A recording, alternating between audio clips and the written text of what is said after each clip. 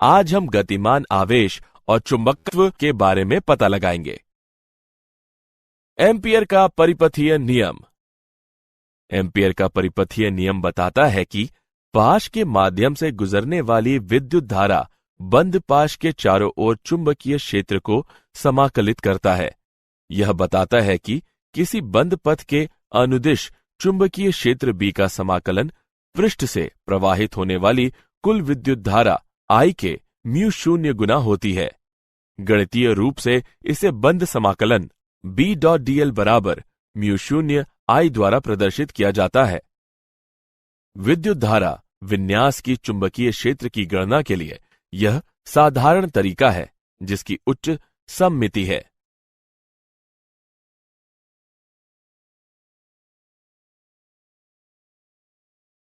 अनंत विद्युत धारावाही तार पर चुंबकीय क्षेत्र। हमें तार से r दूरी पर चुंबकीय क्षेत्र की गणना करनी है। सममिति द्वारा पाश के सभी बिंदुओं पर चुंबकीय क्षेत्र B का परिमाण समान है और किसी बिंदु पर इसकी दिशा वृत्त के अनुदिश लंबवत है। वृत्ताकार पाश के चारों ओर चुंबकीय क्षेत्र B का पृष्ठ समाकलन B और 2 पाई r के बराबर दिया हुआ है। एम्पियर के परिपथीय नियम के अनुसार B.dl का बंद समाकलन म्यू शून्य I होता है। ऊपर के दो समीकरणों से हम पाते हैं कि B बराबर म्यू शून्य I बटे 2 पाई r।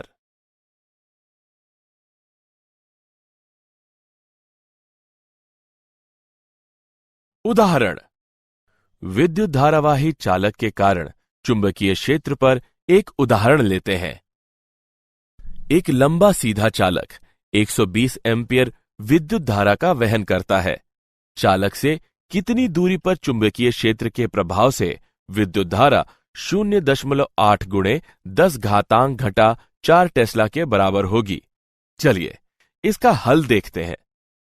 यहां दिए हुए मान है I बराबर 120 एम्पियर, B बराबर 0.8 गुणे 10 घातांक ऋण 4 टेस्ला, म्यू शून्य बराबर 4 पाई गुणे 10 घातांक ऋण 7 SI यूनिट।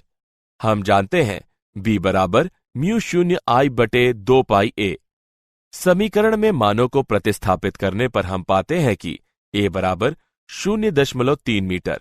यहां चालक से 0.3 मीटर की दूरी पर चुंबकीय क्षेत्र उत्पन्न होता है जब 0.8 गुणे 10 घातांक ऋण 4 टेस्ला के बराबर विद्युत धारा होती है।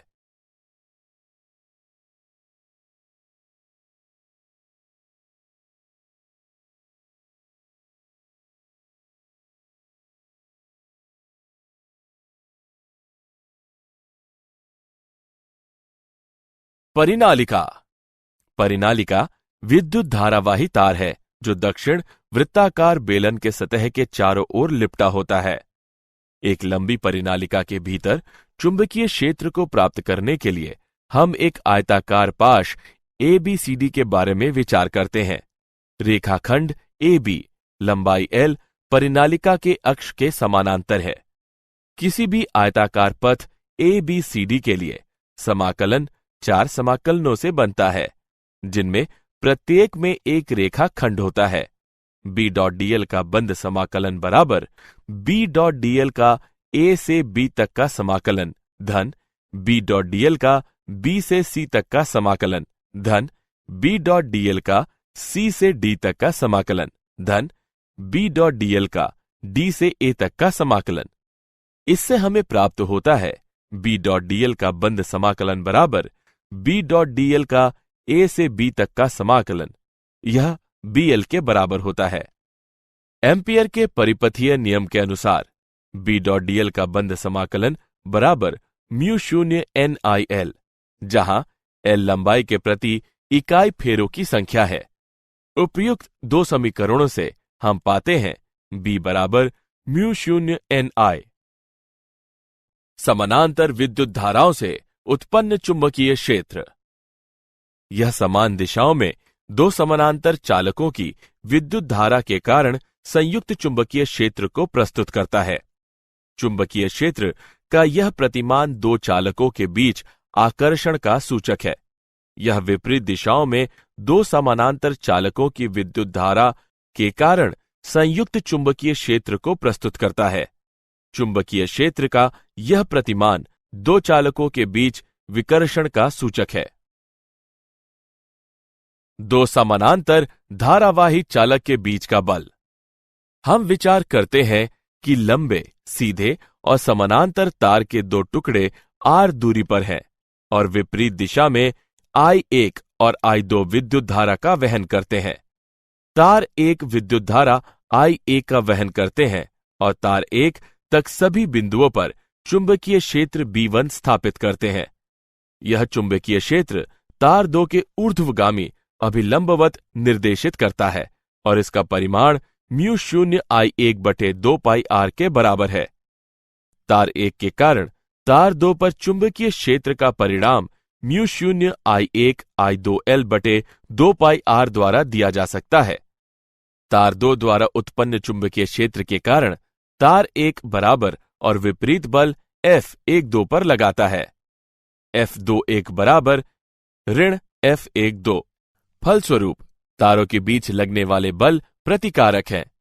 दो तारों के बीच समान दिशाओं में विद्युत धाराओं के होने की स्थिति में तारों के बीच लगने वाले बल विपरीत हैं और आकर्षित होते हैं। 1 एम्पियर। हम जानते हैं कि F बराबर μ0/2 पाई गुणे I1 I2/r, जब I1 बराबर I2 बराबर 1 एम्पियर और R बराबर 1 मीटर, तब F का मान बराबर 2 गुणे 10 पर घातांक ऋण 7 न्यूटन प्रति मीटर।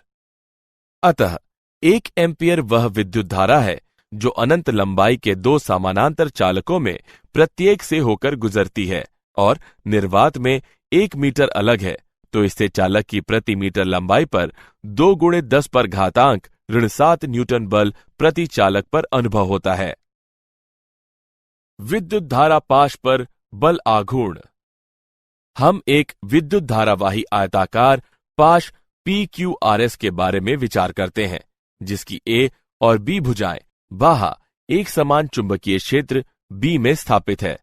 सतह पर अधोलंब B के साथ थीटा कोण बनाता है। जब विद्युत धारा I पाश से होकर गुजरती है तो प्रत्येक सरल खंड बल का अनुभव करता है। बल F1 और F3 के समान परिमाण है। उनकी दिशाएं विपरीत और समरेख हैं, अतः इन बलों के कारण नेट बल और आघूर्ण शून्य है। बल F2 और F4 परिमाण और विपरीत दिशा में समान है, अतः वे कोई विशुद्ध बल उत्पन्न नहीं करते हैं। हालांकि दोनों बल संरेख नहीं हैं, वे बल लगाकर पाश पर आघूर्ण उत्पन्न करते हैं, जिससे बल और उत्तोलक के गुणन के बराबर परिमाण उत्पन्न होता है, जो IAB sin थीटा के बराबर है।